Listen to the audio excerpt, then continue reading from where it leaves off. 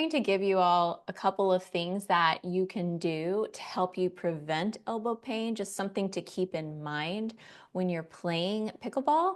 And then I wanted to talk about each of my three friends who have all given me permission to talk about them and why their movement during their game is contributing to their elbow pain.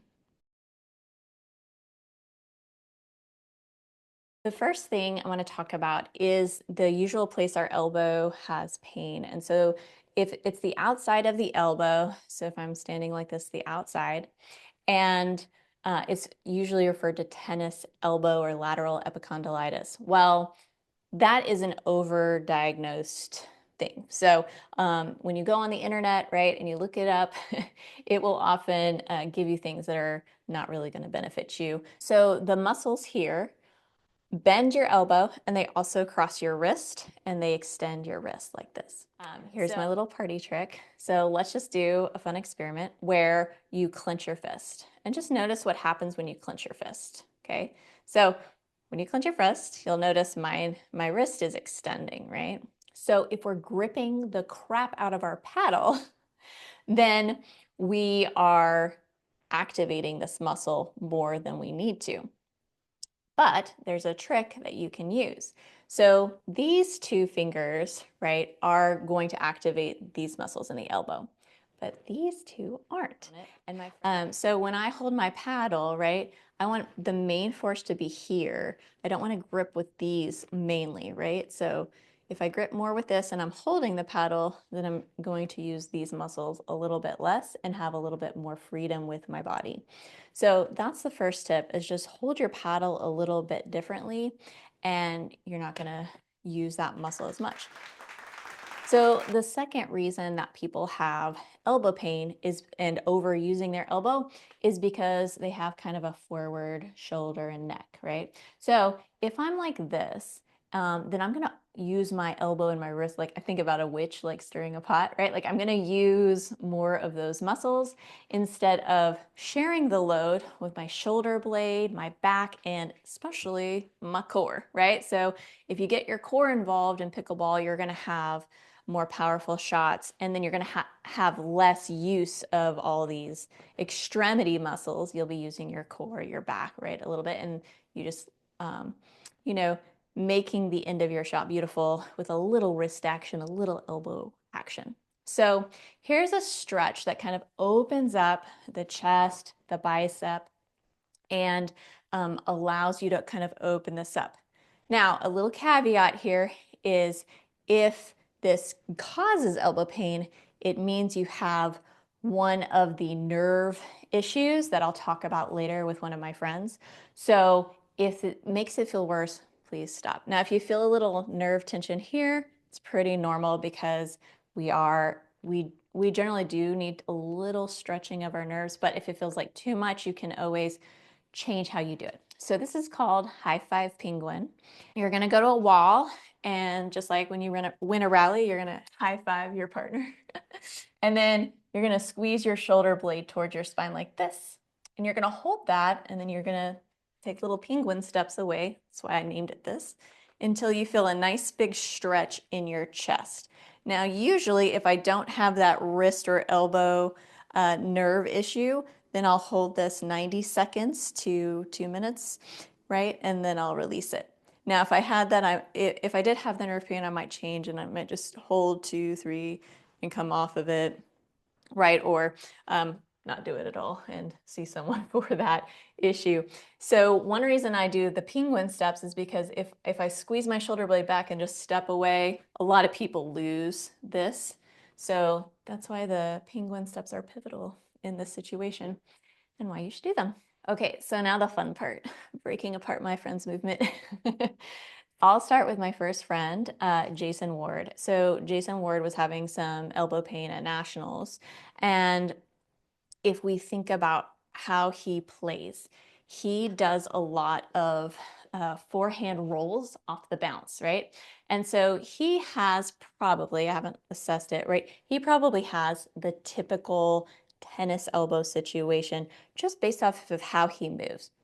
So when he's doing a roll, right, he's bending his elbow, getting low, and then using his wrist, right? So he's both bending the elbow and snapping his wrist at the same time, which is extension of the wrist. Like any kind of roll, right, is generally this kind of extension of the wrist. Up high, we don't bend our elbow as much, but down low to lift the ball, right? He lifts the ball to do that little top spin. So he's using that more. And you know that he hits the ball pretty hard, so he's using a lot of force. So what I told him while he was there is just to do the whole pinky, second finger trick, and especially not to use his pointer finger too much. And there's other things he would need to do, but that was just a slight change to his game, right? So that's the typical, what we would call lateral epicondylitis or tennis elbow pain. Now, my friend Nikki Baker, she has elbow pain for a different reason, right? So she's called the hammer for a reason. She does a lot of like really good overhead finish shots, right? So she can really strike the ball really hard. But if you watch her play, you'll kind of notice that her shoulders, both of them kind of sit forward like this. So that means to me that her bicep and her chest are tight and her back muscles are a little weaker, right? And a lot of us can do this just because we're slumping a lot. And so we get tight in those positions.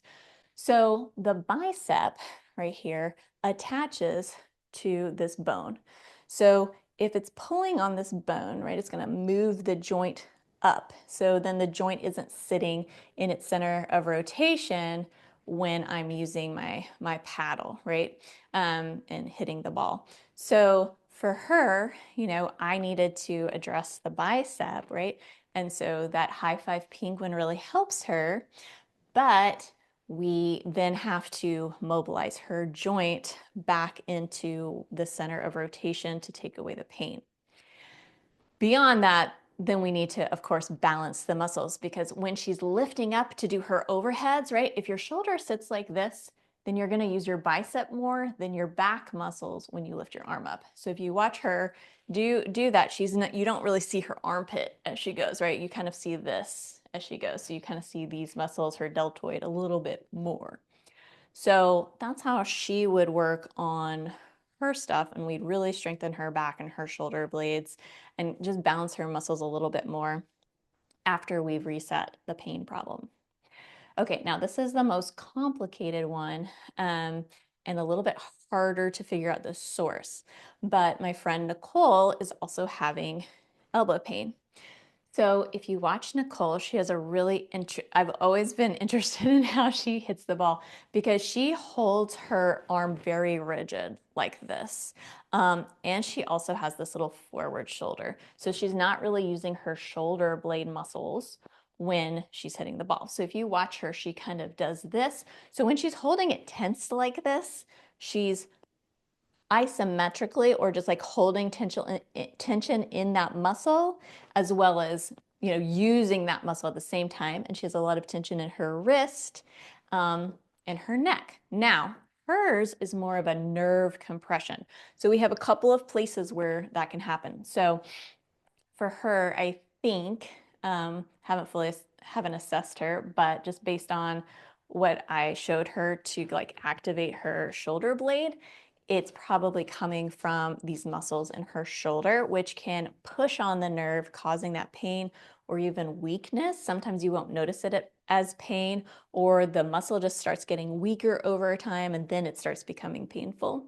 So that's one region, but it could also be coming from her neck. So these muscles in the neck, her rib, her first rib is right here, could be being pinched there, or in her neck. So like when you wake up and you have a crick in your neck and it's rotated for a long time, that can cause it as well.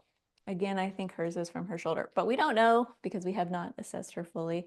But I know that when I was learning the double-handed backhand, I was getting like a lot. I was doing that rigid thing that she's doing. I was like, the whole body was going instead of using my core. And so you can produce neck tension there in different ways. So generally for her, she needs to open up these muscles and then also have a little bit more fluidity to how she's moving. So instead of holding rigid, where can she relax and where is she moving from? And can she move from her core a little bit more to generate the motion as opposed from just using her arm like the witch, but she's kind of, doing this as opposed to like where Jason's doing it, right? So Jason's still bending his elbow, but she's actually keeping everything really rigid. So I hope that was helpful for you in some way and maybe just makes you more aware of the movements that can contribute and some things you can do. If you have a question about it, feel free to put a comment and I'll try to answer it. And hopefully just becoming more aware you can change your game a little bit to where you notice, right? Like you notice if you're doing those three things. So I hope you enjoy this and utilize it. And if you like me doing these things, if this helping the community, please let me know and I'm happy to do them and maybe figure out how to go live next time.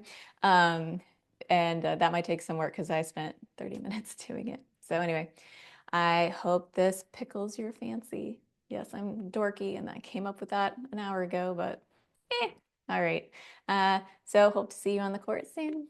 Bye.